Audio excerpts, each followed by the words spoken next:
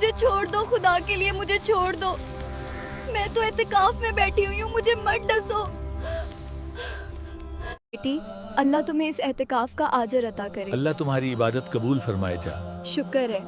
अब मैं जो करना चाहती हूँ वो खुलकर कर। अब तो गहरी रात हो चुकी है, सब सो गए हैं। यही मौका है, किसी को कानो कान खबर भी नहीं होगी। एतकाफ पर बैठने वाली लड़की जो पूरे रमज़ान 5 वक्त की नमाजी थी, रोज़ों की पाबंद थी, और अब 20वें रोज़े की शाम को जब वो पूरे तकवा के साथ एतकाफ बैठ जाती है। लेकिन वो लड़की एतकाफ की हर रात ऐसा कौन सा गुनाह करती कि ईद की उस रात जब सब खुशियाँ मना रहे थे, उस लड़की पर ऐसा कौन सा अज़ाब आया जिसने देखने वालों की रूह कपा दी। देखिए उस लड़की की खौफनाक दास्तान जो इत्तकाफ की हालत पर थी, लेकिन उस पर अल्लाह का अजाब टूट पड़ा। वीडियो को आखिर तक देखें, क्योंकि आज की ये कहानी सिर्फ एक कहानी नहीं बल्कि हम सब के लिए एक सबक। प्यारे नाजरीन, ये कहानी शुरू होती है एक ऐसे घर से जहाँ गुर्बत तो थी मगर सुकून की दौलत की कोई कमी ना थी। रियाज और साबरा दोनों मियाँ बीवी जिनकी ज़िंदगी बहुत सादा और ख़ूबसूरत थी, और उनकी इस सादा ज़िंदगी में खुशी और बहार और बढ़ गई जब उनके घर में बेटी की पैदाइश हुई। दोनों मियाँ बीवी बहुत खुश थे क्योंकि काफ़ी अरसे बाद उनकी गोद हरी हुई थी। उन्होंने अपनी बेटी का नाम आयज़ा रखा। अब उनकी ज़िंदगी की तमाम तर खुशियाँ अपनी इकलौती बेटी आयज़ा के गिर्द घूमती थी। आयज़ा उनकी वो लाडली बेटी थी जिसे उन्होंने अपनी बसात से बढ़कर नाज़ो नम से पाला था। माँ ने उसकी ऐसी तरबियत की थी कि गांव भर में आयज़ा की हया और नेकी की मिसालें दी जाती। वो पूरे रोज़े रखती, तिलावत करती और माँ बाप की खिदमत को अपना फ़र्ज समझती थी। उसी नेकी की बुनियाद पर बाप ने पेट काट कर उसे शहर की यूनिवर्सिटी भेजा ताकि वो इनका सर फ़ख्र से बुलंद कर सके। उसने अपने ज़िले में टॉप किया था और स्कॉलरशिप की बुनियाद पर उसे यूनिवर्सिटी में दाखिला भी मिल गया था। उसका मकसद अपने माँ बाप को गरीबी से निकालना था। मगर जैसे जैसे वक्त गुजरता गया, शहर की रंगीनियाँ और यूनिवर्सिटी की चकाचौंध ने आयज़ा की आंखों में अमीर होने के ख्वाब सजा दिए। यूनिवर्सिटी में उसकी जो सहेलियाँ बनी थी वो दीन से कोसों दूर थी। अपनी सहेलियों में ख़ुद को अजीब महसूस करती थी। उनके फ़ैशन, उनके महंगे कपड़े, उनकी पार्टीज़, और वो यूनिवर्सिटी में जब नमाज के लिए कहती तो इसकी सहेलियाँ अजीब मुँह बना लेती। लेकिन वो फिर भी 5 वक्त की नमाज की पाबंद रही। माँ बाप का कहना ना भूली थी। लेकिन ऐसा कब तक चलता? उसकी एक दोस्त के मशवरे पर उसने घर में अपने माँ बाप से फ़ोन का मुतालबा कर दिया कि उसकी पढ़ाई के लिए फ़ोन का होना बहुत ज़रूरी है। माँ बाप बेचारे सादे जो बचपन से उसकी हर ख्वाहिश पूरी करते आए थे, कुछ पैसे वैसे बचा कर बेटी को स्मार्टफोन ला दिया। बाप को क्या मालूम था कि वो अपनी बेटी को मोबाइल नहीं बल्कि उसकी बर्बादी का सामान दे रहा है। मोबाइल फ़ोन के आते ही आयज़ा के तो जैसे चाल चलन ही बदल गए। अब वो नमाज अदा करने में ताख़ीर करने लगी क्योंकि वो सोशल मीडिया में इतनी गुम हो जाती कि उसे नमाज के वक्त का एहसास भी ना रहता। माँ ने जब देखा तो उसने बेटी को प्यार से अपने पास बिठाया और सर पर हाथ फेरते हुए समझाया कि पढ़ाई की हद तक तो ठीक, लेकिन तुम इन पर ये नाच गाना और अपना वक्त ज़ाया करना इस मोबाइल पर छोड़ दो। देखो तुम्हारी नमाजें कज़ा हो रही हैं। तो आयज़ा आपे से बाहर हो गई। उसने झटके से माँ का हाथ पीछे किया और बुलंद आवाज़ में बोली, आपको क्या पता दुनिया कहाँ पहुँच गई? अपनी ये पुरानी बातें अपने पास रखें, मुझे तंग ना किया करें। माँ की आंखों में आंसू आ गए कि जिस बेटी की तरबियत इतनी खूबसूरत की थी वो आज माँ की नाफरमानी कर रही है। यूनिवर्सिटी की रंगीनियों और इस स्मार्टफोन ने आयज़ा के दिल से हया और अदब का जनाजा निकाल दिया था। अब वो पहले वाली आयज़ा नहीं रही थी जो माँ के कदमों में बैठकर नसीहतें सुनती। अब तो उसका लहजा जहर आलूद हो चुका था। आहिस्ता आहिस्ता आयज़ा को अपनी गरीबी चुभने लगी। यूनिवर्सिटी की एक सहेली ने उसे मशवरा दिया, आयज़ा तुम इतनी खूबसूरत हो, लाइव आया करो, डेली रूटीन के व्लॉग्स बनाओ, देखना तुम रातों रात अमीर हो जाओगी। बस यही वो मोड था जहाँ से आयज़ा बदलने लगी। अब उसे माँ की नसीहतें जहर लगती थीं और बाप की मेहनत की कमाई हकीर। इस साल रमज़ान तो आया, मगर आइज़ा के दिल में वो खुशी न थी। वो रोज़े तो रख रही थी, मगर उसका दिल कहीं और था। एक दिन जब माँ ने उसे कमरे में किसी से हंसते हुए फ़ोन पर बात करते देखा, तो माँ ने गुस्से में फ़ोन को खींचना चाहा, लेकिन आइज़ा ने गुस्से में आकर अपनी माँ को धक्का दे दिया। माँ दीवार से जा टकराई। बाप अपनी बेटी के बदलते रंग देखकर हक्का बक्का रह गया था। वही बेटी जो कभी ऊंची आवाज़ में बात नहीं करती थी, आज अपनी माँ को कमरे से बाहर धकेल रही थी। बाप ने तड़प कर माँ को संभाला और आइज़ा से पूछा, बेटी ये क्या हो गया है तुम्हें? आइज़ा रोते हुए बोली, अबा वो यूनिवर्सिटी के लेक्चर्स की वजह से परेशान थी, ऊपर से रोज़ा है तो गुस्सा आ गया, माफ़ कर दें। माँ ने भी गलती समझकर माफ़ कर दिया कि कोई बात नहीं, गलती से लग गया था। लेकिन अब साबरा परेशान हो गई थी, क्योंकि वो देख रही थी कि अब आइज़ा की नमाज़ों और तिलावतों में पहले जैसी आजिज़ी नहीं रही। क्योंकि वो कोई अच्छा काम भी कर रही होती, तिलावत भी कर रही होती, तो उसका भी व्लॉग बना रही होती थी। उसकी इबादत कम और दिखावा ज़्यादा हो गई थी। उसका ज़्यादा वक्त अब मोबाइल पर गुजरता था। अब वो अपनी सहेली के मशवरे पर लाइव आने लगी थी। उसके फॉलोअर्स बढ़ रहे थे और उसे अब अपनी गरीबी से नफरत होने लगी थी। रियाज ने अपनी बेटी को व्लॉग्स बनाते देख लिया था। उसने सख्ती से मना कर दिया था कि बेटी पर्दे का खास ख्याल रखना, वरना मैं तुमसे फ़ोन छीन लूँगा। बज़ाहिर तो उसने बाप की बात मान ली, लेकिन अब वो चोरों की तरह छुपकर फ़ोन इस्तेमाल करने लगी थी। यूनिवर्सिटी में उसकी एक लड़के के साथ दोस्ती हो गई थी। बात प्यार मोहब्बत तक पहुंच गई थी। वो लड़का एक मॉडर्न किस्म का था और आइज़ा को अच्छा लगने लग गया था कि इतना अमीर और खूबसूरत लड़का उसे पसंद करता है।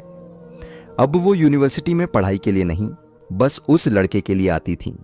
उसका पर्दा और हिजाब सब उसने छोड़ दिया था। उस लड़के से वो कभी पार्कों में मिलती तो कभी होटलों में घंटों वक्त गुजारती।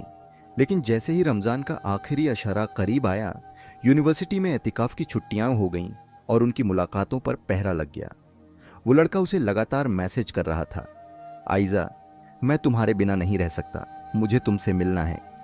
आइज़ा परेशान थी कि सख्त गिर बाप की नज़रों से बचकर वो कैसे बाहर निकले। तभी उसके जहन में एतिकाफ़ का ख्याल आया। ये एक ऐसी ढाल थी जिस पर कोई शक नहीं कर सकता था। एतिकाफ़ में रात भर जागना, इबादत करना और अकेले हुजरे में रहना एक मामूल की बात समझी जाती है। उसने दिल में सोचा, अगर मैं एतिकाफ़ बैठ जाऊं तो माँ बाप को लगेगा कि मैं इबादत कर रही हूं। वो न तो कमरे में आएंगे और न मुझ पर नज़र रखेंगे और मैं पूरी रात फ़ोन पर बात भी कर सकूंगी। 20वां रोज़ा था तो उसने अपने माँ बाप को कहा, आपको तो पता है कि मैं हर साल एतिकाफ़ पर बैठती हूँ, तो अब भी मैं एतिकाफ़ पर बैठने का इरादा कर चुकी हूँ और वैसे भी इबादत में थोड़ी गफलत हो गई थी तो उनकी भी माफ़ी मांग लूँगी। माँ बाप की आंखों में खुशी के आंसू आ गए। उन्होंने सोचा कि ये उनका सिर्फ वहम था कि उनकी बेटी दीन से दूर हो गई है। उन्होंने अल्लाह का शुक्र अदा किया, लेकिन वो नहीं जानते थे कि ये एतिकाफ़ अल्लाह के लिए नहीं बल्कि गुनाह की आज़ादी के लिए था। आइज़ा ने कमरे के एक कोने में अपना हुजरा बनाया, जहां उसने अपना फ़ोन पहले ही छुपा दिया था। 21वें रोजे की रात कुरान मजीद सामने खुला हुआ था। माँ खाना देने के लिए आई तो वो तिलावत करने लगी। झट से फ़ोन उसने छुपा दिया था। माँ के जाते ही फ़ौरन उसने फ़ोन निकाला और लाइव आकर बताने लगी कि वो आज एतिकाफ़ पर बैठी है। उसने पूरी रात लाइव और गिफ्टिंग पर गुजार दी। सुबह के जब 3-4 बजे तो वो सो गई। दोपहर 12 बजे तक वो सोती रही, यहाँ तक कि उसने कोई नमाज भी अदा न की। वो बहुत खुशी महसूस कर रही थी कि अब उसको टोकने वाले और उस पर नजर रखने वाले माँ बाप से छुटकारा मिल गया है। अब वो सजदे में पड़ी रहने के बजाय लाइव आती, नाम हरमों से चैटिंग करती। वो लड़का जो उसे प्यार मोहब्बत के दावे कर रहा था, उससे वीडियो कॉल पर बात करती और उससे नाजेबा बातें करती। एक रात जब पूरा मोहल्ला खामोश था और सारा घर गहरी नींद में था, आइज़ा के फोन की स्क्रीन रोशन हुई। लड़के का पैगाम था, मैं तुम्हारे घर की पिछली गली में खड़ा हूं, बाहर आ जाओ। आइज़ा ने कांपते हाथों से एतिकाफ की चादर को ठीक किया। वही चादर जो हया की अलामत थी, आज गुनाह के रास्ते का नकाब बन चुकी थी। वो दबे पांव चोरों की तरह पिछले दरवाजे से निकली और अंधेरे में गुम हो गई। आइज़ा के लिए अब एतिकाफ कोई इबादत नहीं बल्कि गुनाह का लाइसेंस बन चुका था।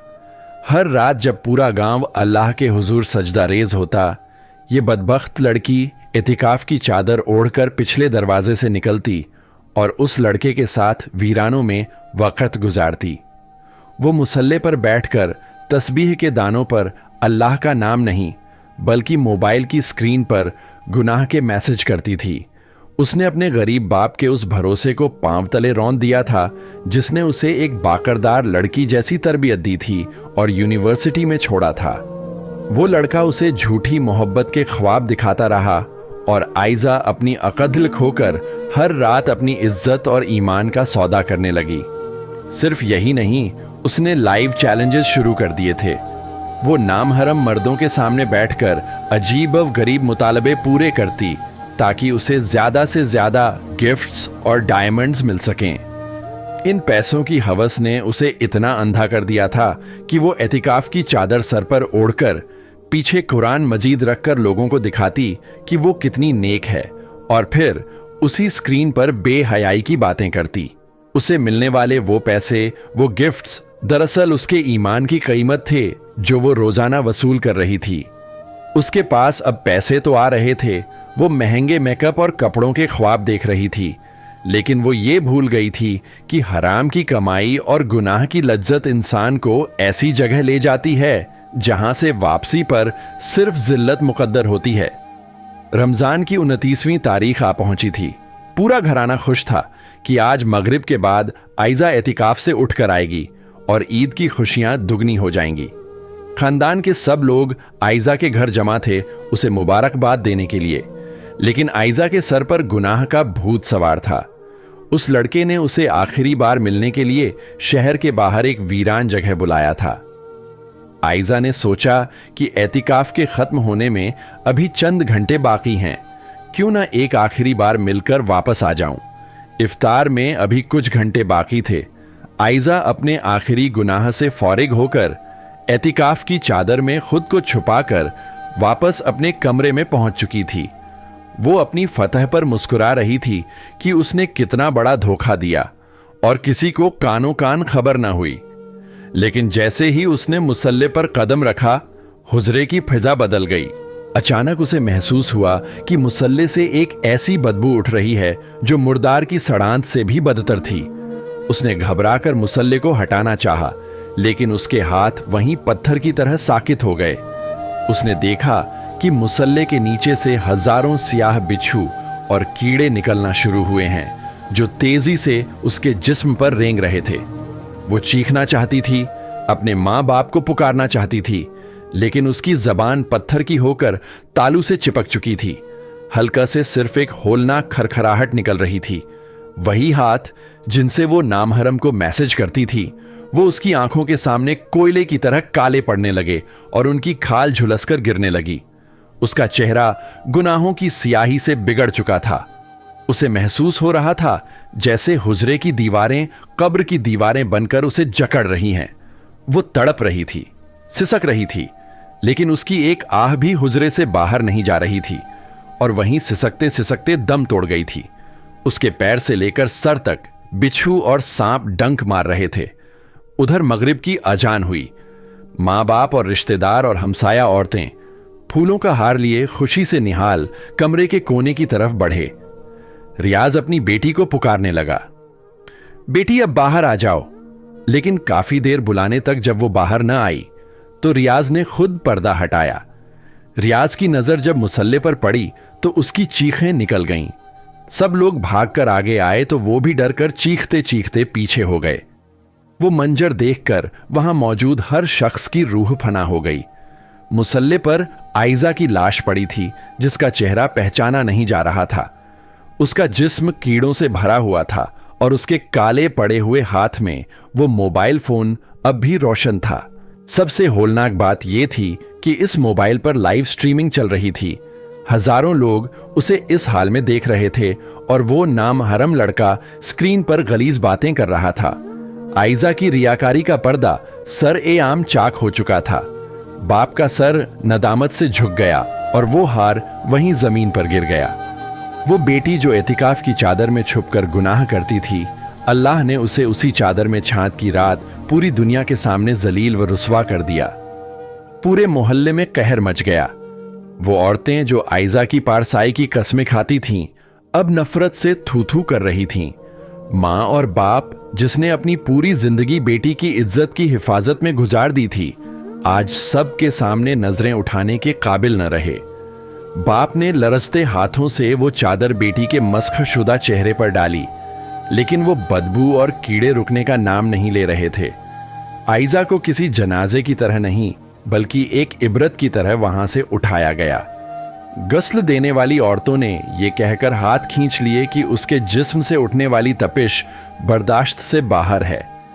आखिरकार अंधेरी रात में चंद करीबी लोगों ने उसे खामोशी से कब्र के हवाले कर दिया। न कोई रोने वाला था, न कोई दुआ के लिए हाथ उठाने वाला। लोग हैरान थे कि एक इबादत गुजार लड़की के साथ ऐसा क्यों हुआ, लेकिन हकीकत तो यह है कि मेरा रब बड़ा बेनियाज है। वो अपने बंदे से 70 माओं से ज्यादा प्यार करता है, मगर जब इंसान अल्लाह की दी हुई डील को अपनी ताकत समझने लगे, जब वो मुसल्ले पर बैठकर उसी रब के सामने गुनाह करने की जसारत करे, तो फिर मोहलत खत्म हो जाती है। याद रखिए, अल्लाह मोहब्बत जरूर करता है, वो अपने घर में अपने सामने होने वाली मुनाफिकत को कभी माफ नहीं करता। आखिर में मैं आपसे बस इतना कहना चाहती हूं कि खुदारा अपनी इबादतों को मुखलिस बनाइए, उन्हें दिखावे की नजर मत कीजिए। याद रखिए, लोगों को दिखाने के लिए किए गए सजदे आपको लोगों की नजरों में तो मौतबर बना सकते हैं, लेकिन वो आपको अल्लाह की पकड़ से नहीं बचा सकते। गुनाह तो शायद बख्श दिए जाए, क्योंकि मेरा रब गफूर उर रहीम है, लेकिन जब गुनाह इबादत की आड़ में किए जाए, जब मुसल्ले को गुनाहों की ढाल बना लिया जाए, तो फिर माफी के दरवाजे तंग हो जाते हैं। ये अल्लाह के साथ धोखा है और अल्लाह को कोई धोखा नहीं दे सकता। अपने वालिदैन की कदर कीजिए, क्योंकि उनकी एक आह आपकी जिंदगी भर की रियाजत को बर्बाद कर सकती है। दुनिया के सामने नेक बनने से बेहतर है कि आप अपने रब की नजर में सच्चे बन जाएं। इससे पहले कि आपकी मोहलत खत्म हो जाए और आपको तौबा का मौका न मिले, अपने अमल की इस्लाह कर लें। अल्लाह हम सबको मुनाफिकत और दिखावे से बचाए। अगर इस कहानी ने आपके दिल पर असर किया है तो कमेंट बॉक्स में या अल्लाह हमें हिदायत दे, अमीन लिखकर अपनी मौजूदगी का एहसास जरूर दिलाइए। आपका एक छोटा सा लफ्ज किसी की जिंदगी बदलने का जरिया बन सकता है। ऐसी मजीद ईमान अफरोज वीडियोस देखने के लिए हमारे चैनल को सब्सक्राइब करना मत भूलिएगा। आपकी सपोर्ट ही मेरी हिम्मत है। अगली वीडियो तक अपना और अपने वालिदैन का बहुत ख्याल रखिएगा। अल्लाह हाफिज।